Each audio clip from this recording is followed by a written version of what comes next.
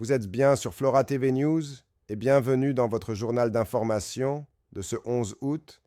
Cette nuit, Kinshasa a tremblé. À Maluku, les FARDC ont affronté les miliciens Mobondo, pendant qu'à l'est, les combats entre l'AFC M23 et les Wazalendo continuent d'ensanglanter le Sud Kivu malgré les accords à Washington et Doha. Entre massacres, déplacements massifs et un processus de paix qui vacille, la RDC vit des heures critiques. Si vous voulez rester informé de l'actualité sans filtre, abonnez-vous et activez la cloche. On commence. Dans la nuit du samedi 9 au dimanche 10 août 2025, la République démocratique du Congo a connu un nouvel épisode de violence armée. À Bankana, dans la commune urbano-rurale de Maluku, à Kinshasa, des affrontements ont éclaté entre les forces armées de la RDC, FARDC, et les miliciens Mobondo. Selon le capitaine Anthony Moualouchaï, porte-parole des opérations Njemba, les combats ont eu lieu dans une ferme appartenant à la société Congo Futur. Alertées par des coups de feu vers 23 heures, les unités FARDC présentes dans la zone sont intervenues rapidement. Bilan officiel de l'opération, 3 miliciens, Mobondo, neutralisés, 2 armes calibre 12, récupérées, plusieurs otages libérés, un employé gravement blessé, le pied sectionné à la machette. Il a pu être sauvé grâce à la rapidité d'intervention des militaires. Les FARDC poursuivent les opérations de ratissage pour traquer les assaillants en fuite et appellent la population à la vigilance et à la collaboration. Contexte. Ces affrontements s'inscrivent dans une série de tensions persistantes à Maluku, à l'est de Kinshasa. Les Mobondo, actifs dans plusieurs zones du Grand Bandundu, sont accusés par l'armée de torturer et maltraiter des civils, prendre des otages, imposer de faux chefs coutumiers, commettre de graves violations des droits humains. Bankana est l'un des foyers de tension où les attaques contre des fermes et des civils se sont multipliées. Autre front de combat. Toujours ce dimanche 10 août 2025, des affrontements ont repris à Mulamba, dans le territoire de Walungu, au sud Kivu, entre les rebelles de l'AFC M23 et les miliciens Wazalendo. D'après un notable local, les combats ont commencé vers 11 heures, impliquant des armes lourdes. Certains habitants fuirent vers Bural et Mubone, d'autres restent cloîtrés chez eux.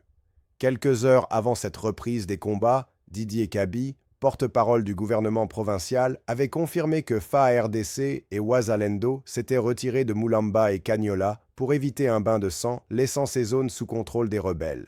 Des déplacements massifs de population sont signalés vers Luntukulu, Nzibira, Simanga et d'autres villages proches de Shabunda.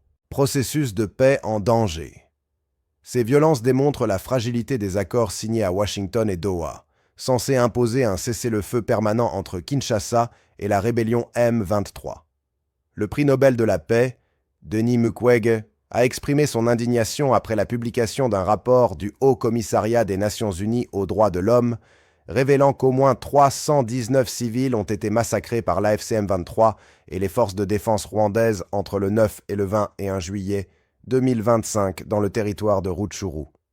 Mukwege dénonce la barbarie subie par le peuple congolais depuis 3 décennies et accuse Kinshasa de tâtonner face à la gravité de la situation. Personne ne viendra sauver le Congo à notre place. Combien de Congolais devront encore être sacrifiés pour que la classe politique se dresse en rempart contre ce projet d'extermination et de balkanisation? Il regrette que les cessez-le-feu de Washington et Doha ne soient qu'une façade, laissant le champ libre aux agresseurs. Situation. Au sud Kivu. La rébellion M23 continue son avancée dans les territoires de Walungu et Mwenga, aggravant la situation sécuritaire et humanitaire.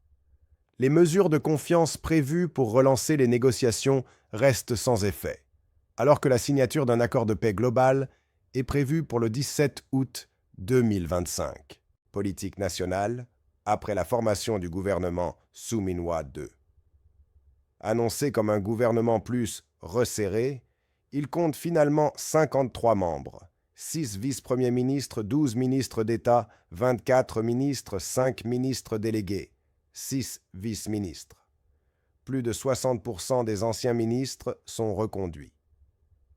Ce choix relance le débat sur la réduction du train de vie des institutions et sur l'ouverture réelle à d'autres forces politiques. L'opposition a refusé de rejoindre le gouvernement et réclame un dialogue national inclusif sous l'égide de l'Église catholique et protestante dans le cadre du Pacte social pour la paix.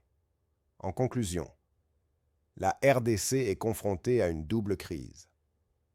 À l'Est, une insécurité grandissante malgré les accords de paix. À Kinshasa, un climat politique tendu autour du nouveau gouvernement. La question reste entière.